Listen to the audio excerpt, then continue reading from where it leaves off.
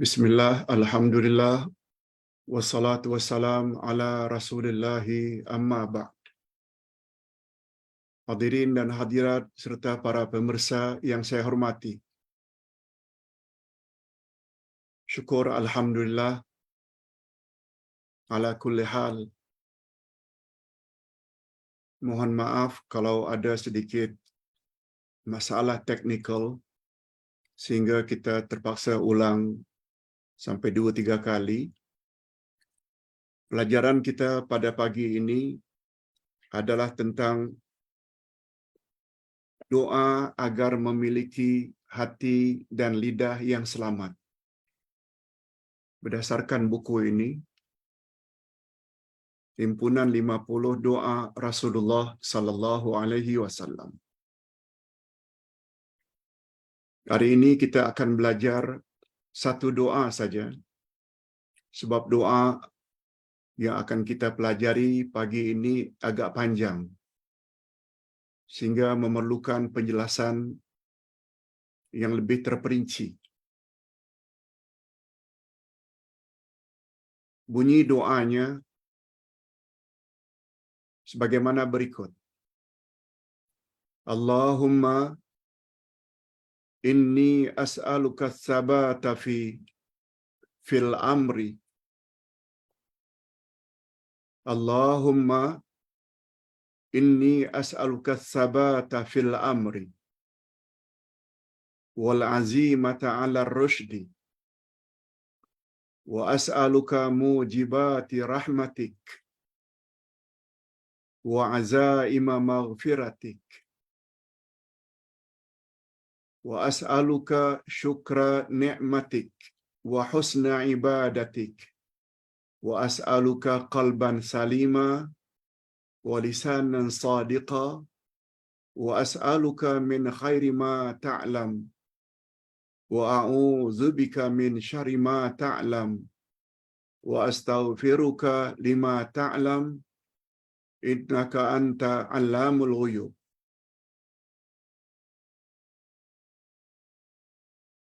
Terjemahan doa. Coba perhatikan betapa lengkap dan sempurnanya doa ini.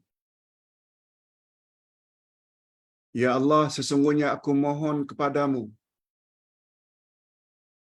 ketetapan hati dalam semua urusan dan kesungguhan di dalam petunjuk. Dan aku mohon kepadamu segala yang boleh menyampaikan aku kepada rahmat-Mu dan ampunan-Mu. Aku mohon kepadamu agar dapat senantiasa mensyukuri nikmat-Mu dan senantiasa dapat memperbaiki ibadatku kepadamu. Aku juga mohon kepadamu agar memiliki hati yang selamat dan lidah yang benar. Aku mohon kepadamu segala kebaikan yang Engkau ketahui, dan aku mohon perlindungan-Mu dari segala kejahatan yang Engkau ketahui. Dan aku mohon ampunan-Mu terhadap apa yang Engkau ketahui. Sesungguhnya Engkaulah yang Maha mengetahui segala perkara yang gaib. Doa ini adalah doa atau salah satu doa yang dianggap lengkap, komprehensif, meminta segala jenis kebaikan daripada Allah Azza wa Jalla. Sejarah munculnya hadis ini atau sejarah munculnya doa ini sebagaimana yang Ustaz sebut di dalam footnote muka surat 14. Seorang sahabat bernama Shidad bin Aus radhiyallahu anhu berkata kepada Nabi sallallahu alaihi wasallam bahwa Nabi sallallahu alaihi wasallam pernah bersabda kepada beliau. Apa kata Nabi?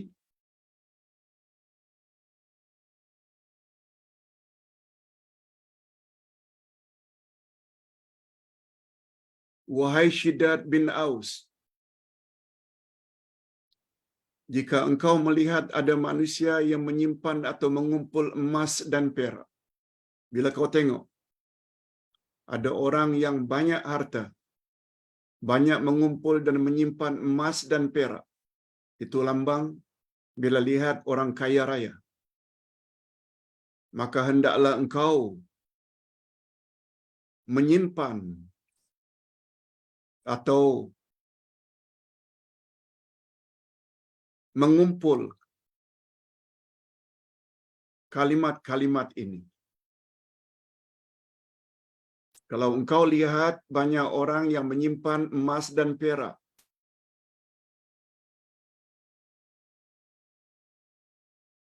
itu yang mereka kumpul. Bila itu terjadi, engkau pula hendaklah kumpul kalimat-kalimat ini.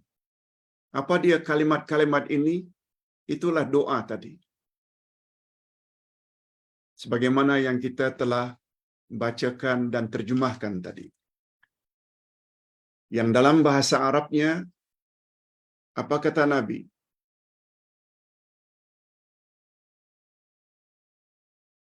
Wahai Syiddad, ya Syiddad bin Aus, idza ra'aitan nasa qad iktanazu az-zahab wal fiddah faqnis haula'il kalimat.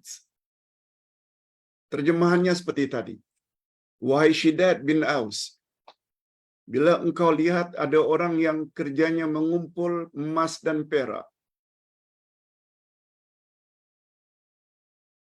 engkau pula hendaklah kumpul kalimat-kalimat ini. Lalu Nabi pun baca doa tadi. Kata ulama hadis ketika menjelaskan makna hadis ini,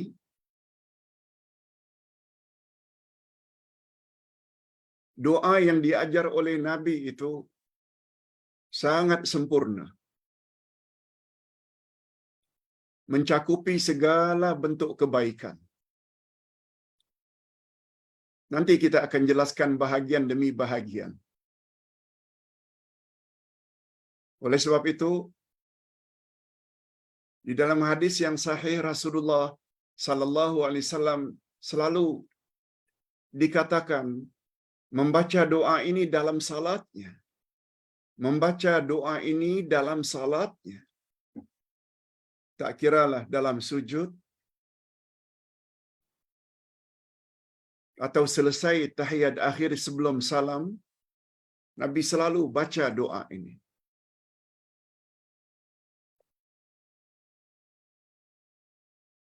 Dalam hadis yang lain, Nabi sallallahu alaihi wasallam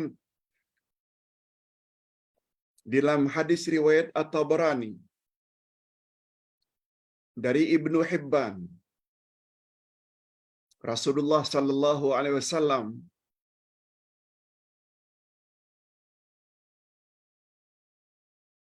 selalu mengatakan di dalam hadis, di dalam salatnya, Allahumma inni as'aluka tsabat, yaitu doa tadi. Annahu kana yukthiru min hadhihi da'awat. Maknanya, Nabi sangat selalu membaca doa ini dalam salatnya.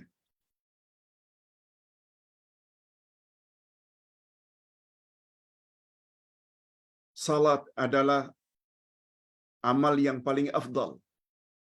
Justru di dalam salat baginda membaca doa ini. Oleh sebab itu kata Nabi, fa'aksiru, perbanyakkanlah, biktina ziha, untuk mengumpulnya, dalam bentuk doa. Apa sebabnya? Li'anna naf'aha daimun. Karena faedah yang terkandung dalam doa tadi berkekalan. Minta baiki hati, minta baiki lidah, minta teguh pendirian, minta diberi oleh Allah segala jenis kebaikan, minta supaya Allah jauhi segala bentuk dosa dan maksiat. Semuanya tersirat dan tersurat di dalam doa tadi.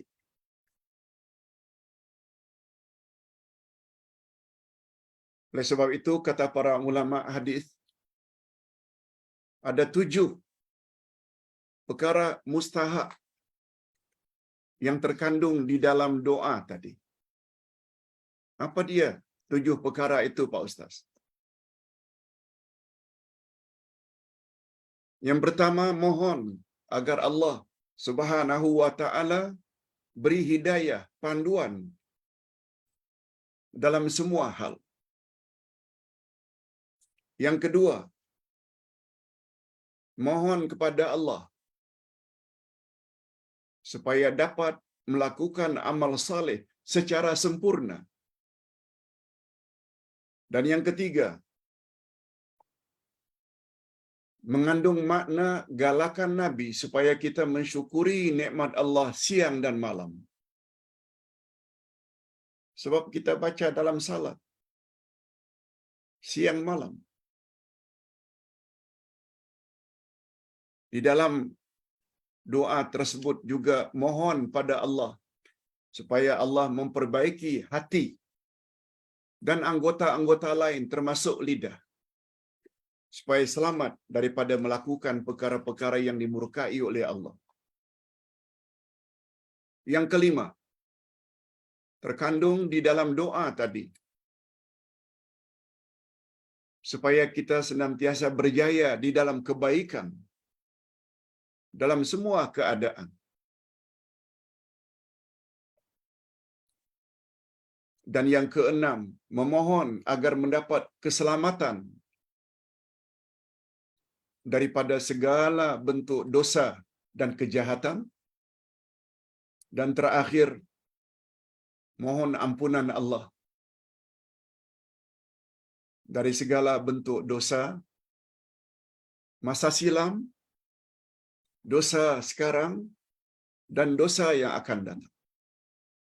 Bayangkan, kalaulah itu kesimpulan yang dapat kita ambil dari doa tadi, datang pula dari Nabi sallallahu alaihi wasallam, maka kita tidak ragu lagi untuk mengamalkannya.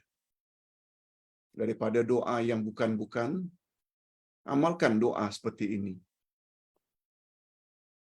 Karena doa ini jelas datangnya dari Nabi Muhammad sallallahu alaihi wasallam. Nah, sekarang kita coba perincikan semampu yang boleh, bahagian demi bahagian dari doa tadi.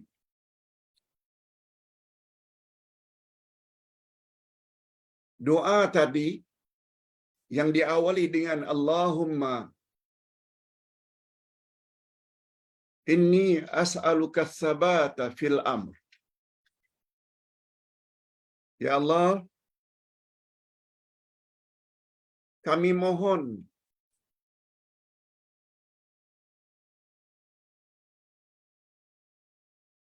kepadamu supaya mendapat ketetapan hati. Sabat itu maknanya tetap. Dari kata subut, tetap. Dalam semua keadaan, dalam semua hal, minta hati itu tetap. Dalam keadaan senang ke, dalam keadaan susah ke, dalam keadaan hidup miskin ke, dalam keadaan hidup kaya raya ke, hati itu hendaklah senantiasa tetap.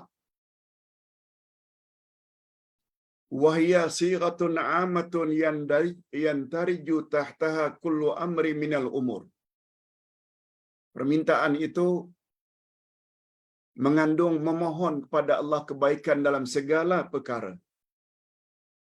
Min umurid din, dalam urusan agama, min umurid dunia, dalam urusan dunia, wa min umuril akhirah, dan segala urusan akhirat. Dalam bahasa yang pendek, Allahumma inni as'aluka thabat fil amr. Ya Allah, kami mohon diberi ketetapan hati dalam semua hal. Lebih-lebih lagi, ketetapan hati itu sangat mustahak bagi muslim-muslimat supaya dapat menjawab soalan mukar wa nakir di alam barzakh. Ini sebagaimana yang dijelaskan oleh Allah di dalam Al-Quran, yang kita telah jelaskan beberapa hari yang lalu.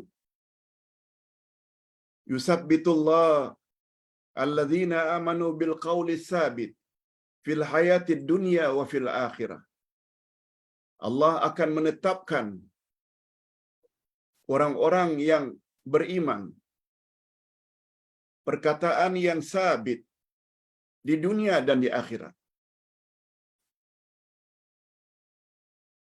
Maksudnya, al-qaulu sabit, ada yang mengartikan kalimat la ilaha illallah, ada pula yang mengartikan kita mampu menjawab soal mukar wa nakir di alam barzakh.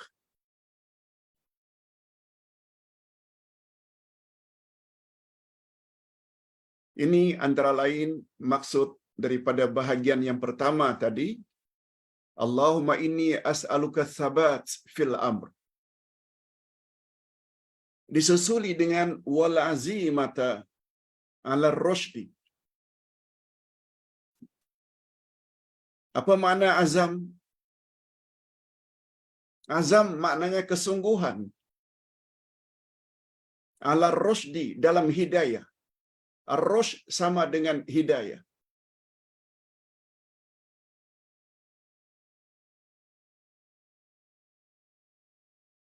Senantiasa dalam keadaan hidayah, petunjuk Allah, itu maknanya al-azimah. Sebab untuk mendapat ketetapan hati tadi as-sabat,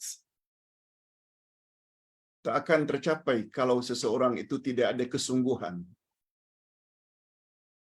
Kesungguhan sangat mustahak. Al-azimah. Dan perkataan ini dapat diambil daripada perkataan ulul azmi. Mengapa 5 rasul mendapat gelaran ulul azmi?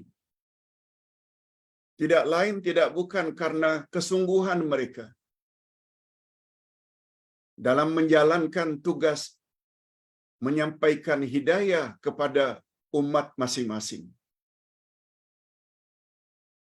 Nabi Nuh, Nabi Ibrahim, Nabi Musa, Nabi Isa, dan Nabi Muhammad sallallahu alaihi wasallam, mereka adalah 5 rasul yang mendapat gelaran ulul azmi karena merekalah rasul-rasul yang paling banyak diuji oleh Allah. Tetapi mereka tetap sabat, tetap di atas kebenaran. Walaupun berdakwah sampai 950 tahun, pengikut hanya 80 orang lebih.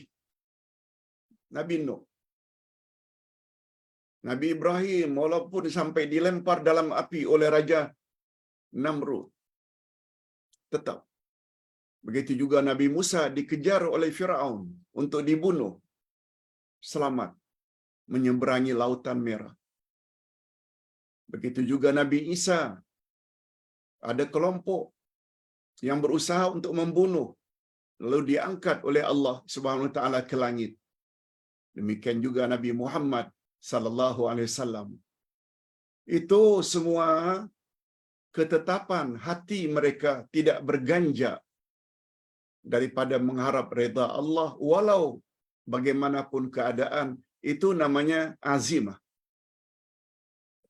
Mudah-mudahan kita semua juga diberi oleh Allah azam yang kuat untuk senantiasa berada di atas kebenaran. Berikutnya, ungkapan yang ketiga, wa as'aluka mujibati rahmatik. Artinya,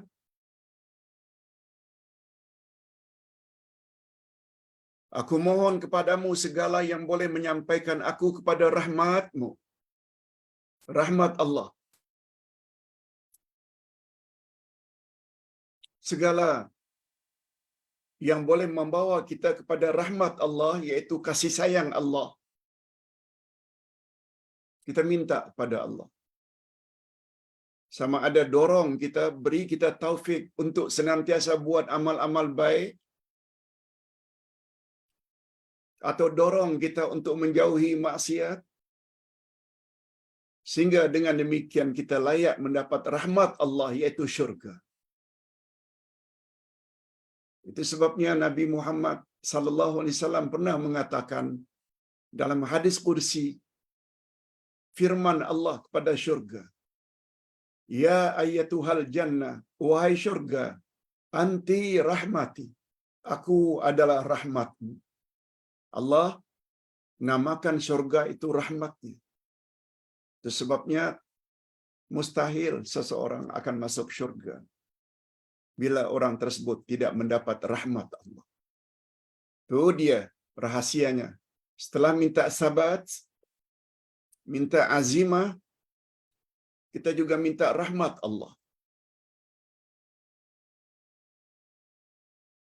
Kita teruskan dengan wa'azaima maghfiratik. Aku juga mohon kepadamu, ya Allah, agar mendapat ampunanmu. Agar mendapat ampunanmu. Hadirin dan hadirat, antara ampunan dengan syurga sangat erat. Itu sebabnya Allah berfirman, menyebut maghfirah Allah dahulu, baru syurga.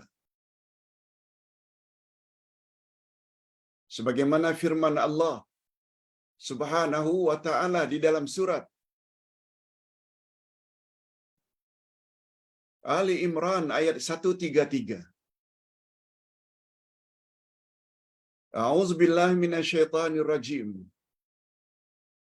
Wasari'u ila maghfiratin min rabbik. Bersegeralah kamu memohon ampunan dari Tuhanmu. Wa jannatin arduhas samawati wal ard. Dan syurga yang lebarnya bagaikan jarak antara langit dan bumi. Maghfirah disebut dahulu, baru jannah. Ini memberi isyarat tidak mendapat ampunan Allah susah untuk mendapat atau memasuki syurga Allah.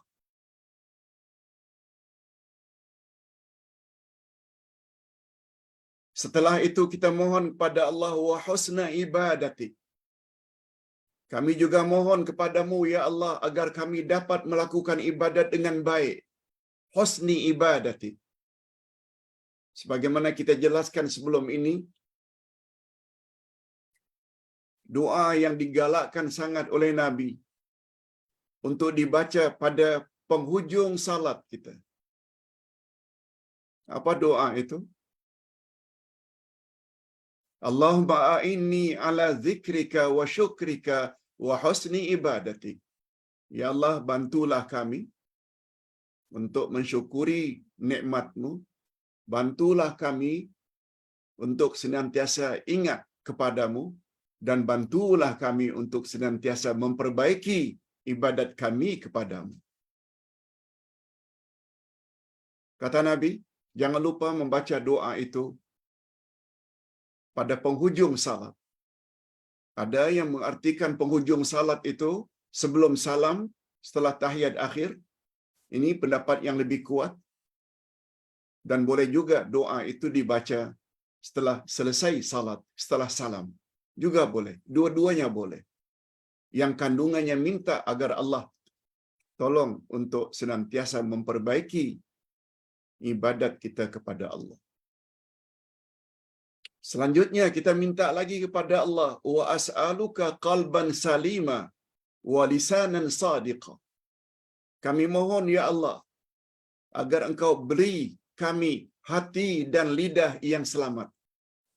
Ini yang kita jadikan sebagai tajuk. Mohon agar memiliki hati dan lidah yang selamat. Apa makna hati yang selamat? Hati yang selamat dari penyakit-penyakit hati. Yang paling utama syirik, riya, hasad, dengki, ujub, takabur. Dan ingat, penyakit-penyakit hati tersebut lebih berbahaya daripada penyakit-penyakit jasmani. Sekedar luka, sekedar kencing manis, sekedar kolesterol, sekedar hipertensi, luka dan lain-lain, itu penyakit jasmani. Sebab dengan penyakit jasmani, salah-salah kita mendapat ampunan Allah. Sebab itu sebagai ujian. Tapi apabila hati kita sakit, seperti riya, ujub, takabur, syirik, hasad, dengki, hancur kita punya amal-amal saleh. Kita selalu baca ayat, la in asyrakta la yahbatanna amalu. Bila kamu terlibat dengan syirik, hancur musnah amalanmu. Rasul bersabda, innal hasada ya'kulul hasanati kama ta'kulun narul hatabah. Sesungguhnya hasad dengki memakan amal baikmu bagaikan api makan kayu api. Apa jadi kayu api bila dimakan api? Jadi arang, jadi abu. Begitulah bila kita banyak beramal tapi dengki, hasad banyak di dada. Hancur, musnah. Itu membuktikan selamatnya hati ini dari penyakit-penyakit hati tersebut sangat perlu. Kita minta kepada Allah, Allahumma inni as'aluka qalban salima, hati yang selamat. Ini belum lagi kita bawa ayat Al-Quranul Karim, di mana Allah Subhanahu wa taala berfirman, di akhirat nanti perkara yang paling menentukan keselamatan manusia adalah hati yang selamat. Allah Subhanahu wa taala berfirman, yauma la yanfa'u malu wala banun illa man atallaha biqalbin salim. Pada hari kiamat nanti tidak ada guna lagi anak-anak dan harta. Tidak ada guna anak-anak dan harta kecuali orang yang datang menemui Allah dengan membawa hati yang selamat. Allahu Akbar. Hati yang selamat dari riya, ujub, takabur, syirik.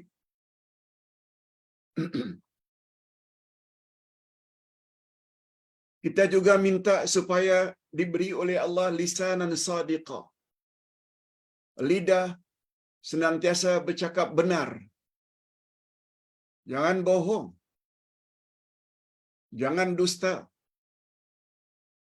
Jangan mengeluarkan kata-kata kasar. Apalagi terhadap ibu bapa. Jangan. Sebab mulut atau lidah tersebut boleh membahayakan orang yang memilikinya andai kata dia tidak berkata benar.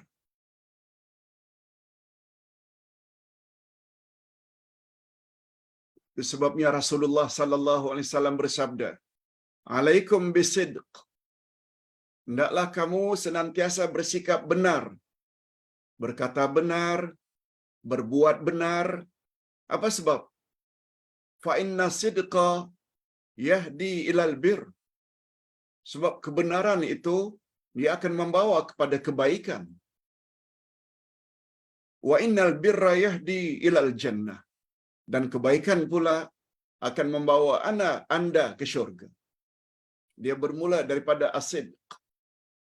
Hendaklah kamu berkata atau berbuat yang benar, sebab yang benar itu membawa kepada kebaikan, dan kebaikan membawa kepada syurga. Itu kata Nabi. Sebaliknya, atau seterusnya kata Nabi, wa ma yazarur rajul yasdiq wa yataharra sidq hatta yaktuba indallaha siddiqan. Oleh sebab itu, sekiranya manusia terus berkata dan berbuat benar sehingga ia ditulis di sisi Allah sebagai siddiq. Apa makna siddiq? Siapa yang mendapat gelaran tersebut? Orang yang paling istimewa di sisi Rasulullah sallallahu alaihi wasallam. Sama ada manusia pertama memeluk Islam yang bernama Abu Bakar, yang kemudian menjadi bapa mertua Nabi Muhammad sallallahu alaihi wasallam, dan akhirnya mendapat isteri anak Abu Bakar, Aisyah, yang juga mendapat gelaran As-Siddiqah, wanita yang benar. Benar adalah kedudukan yang sangat tinggi dalam Islam. Itu sebabnya dalam Al-Quranul Karim, ketika Allah Subhanahu wa taala menjelaskan siapa golongan yang mendapat siratal mustaqim, setelah menyebut nabiyin, langsung disebut siddiqin, baru kemudian syuhada, baru kemudian salihin. Oleh sebab itu, bila kita ingin berada di atas jalan yang lurus, ikut Nabi. Tentu saja bagi kita Nabi Muhammad sallallahu alaihi wasallam. Setelah nabiyin disebut siddiqin. Dan umat Nabi Muhammad yang mendapat gelaran sendiri dari Nabi adalah Abu Bakar As-Siddiq. Ada kaitannya. Kita minta supaya Allah beri kita lidah yang benar. Wa as'aluka min khairi ma ta'lam. Aku mohon kepadamu ya Allah. Aku mohon kepadamu ya Allah, kebaikan yang engkau ketahui. Hadirin dan hadirat, mengapa kita sandarkan kepada pengetahuan Allah tentang kebaikan? Walaupun kita juga tahu salat itu baik, puasa itu baik, zakat itu baik, ihsan pada ibu bapa itu baik.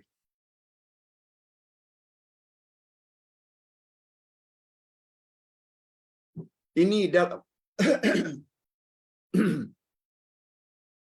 ini memberi makna.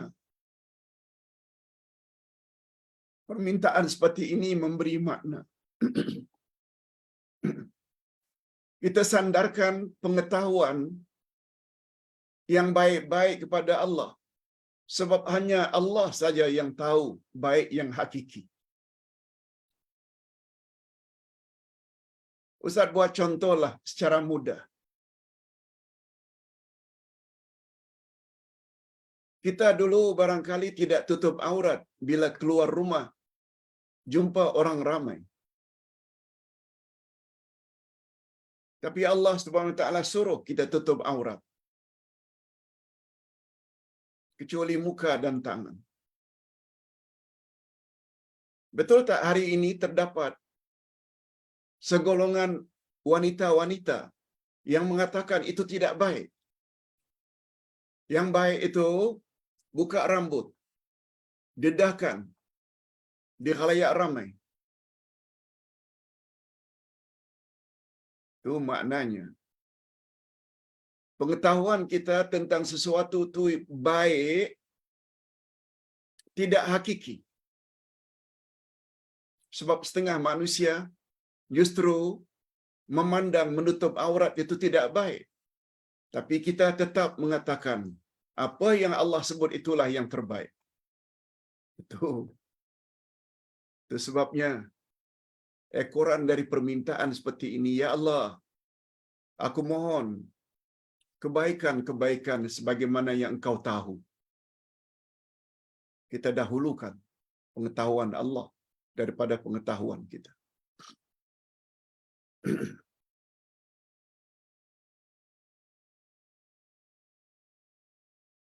Hubungan kita dengan ibu bapa. Allah kata, buat ihsanlah kepada ibu bapa. Jangan buat ibu bapa itu murka, kecil hati kepada kamu. Barangkali setengah-setengah anak tidak bercakap begitu. Oleh sebab itu, segala bentuk kebaikan hanya Allah saja yang tahu. Itu sebabnya kita sebagai hamba-Nya buat saja apa yang Allah suruh, buat saja apa yang Rasul suruh. Sebab dari kalangan manusia ni, Rasul lah yang paling tahu apa yang Allah kehendaki sebab beliau terima wahyu. Demikian juga sebaliknya. Wa a'udzubika min syarri ma ta'lam. Aku juga mohon ya Allah agar Engkau lindungi aku dari kejahatan-kejahatan yang Engkau mengetahui. Kadang-kadang manusia tak tahu bahawa perkara itu sebenarnya tidak elok. Supaya enjoy, dia akhirnya terlibat dengan perzinahan. Supaya seronok, akhirnya dia terlibat dengan LGBT. Supaya tenang pikirannya, akhirnya dia minum arak, isap dada. Berapa banyak manusia yang anggap itu membawa kebaikan. Tetapi Allah larang itu. Ini maksudnya. Kita minta kepada Allah agar dilindungi dari segala keburukan yang diketahui oleh Allah. Sebab manusia ilmunya sangat terbatas. Kata elok belum tentu menurut B, belum tentu menurut C. Lebih-lebih lagi dalam bab ibadat. Allah Subhanahu wa taala suruh dalam bab ibadat ikut Rasulullah. Oleh sebab itu jangan ada hendaknya dari kalangan muslimin muslimat, mukminin mukminat beranggapan apa yang diajar oleh manusia biasa itu lebih baik daripada yang diajar oleh Nabi sallallahu alaihi wasallam. Sebab Nabi mendapat bimbingan langsung daripada Allah melalui malaikat Jibril. Itu rahasianya. Nabi kata, jangan rasuah. Kalau Nabi katakan, jangan rasuah, rasuah mengundang laknat daripada Allah, itu dia perkara yang sebenarnya. Jauhi rasuah. Dan second last, wa astaghfiruka lima ta'lam. Aku mohon ampunanmu ya Allah terhadap apa yang engkau ketahui. Hadirin dan hadirat, itu sebabnya doa yang diajar oleh Nabi supaya kita selalu baca agar terhindar daripada syirik. Apa bunyi doa itu? Boleh dilihat pada bahagian akhir dari kitab Akidah Ahlus Sunnah wal Jamaah jilid 1. Allahumma inni as'aluka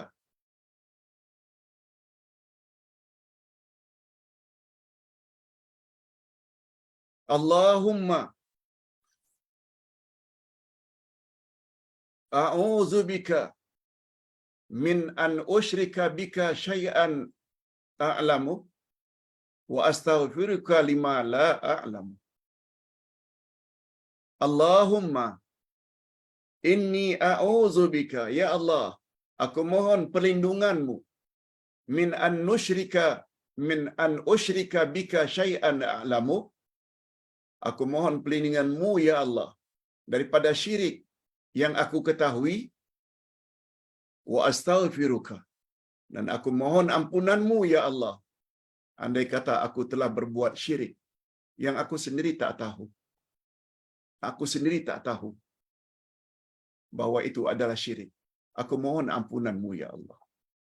Maknanya dalam doa tersebut mencakupi kita mohon ampunan Allah sama ada syirik yang kita ketahui atau syirik yang tidak kita ketahui atau yang tidak kita sengaja. Lihat pada halaman terakhir dalam buku Akidah Ahlussunnah wal Jamaah jilid 1. Dan terakhir kita puji Allah. Innaka anta allamul ghuyub. Sesungguhnya engkau mengetahui segala perkara-perkara yang gaib. Ini menunjukkan sanjungan kita kepada Allah. Dengan menggunakan al-asma'ul husna, allamul ghuyub. Allah Maha mengetahui perkara-perkara gaib. Kita sanjung Allah. Kita akui bahwa kita tidak tahu banyak perkara yang kita tidak tahu. Itu sebabnya hadirin dan hadirat, walaupun ada komen jemaah, terima kasih Pak Ustaz kerana telah membimbing kami. Banyak ilmu yang kami dapati melalui Ustaz dalam bab akidah, dalam bab ibadat dan lain-lain.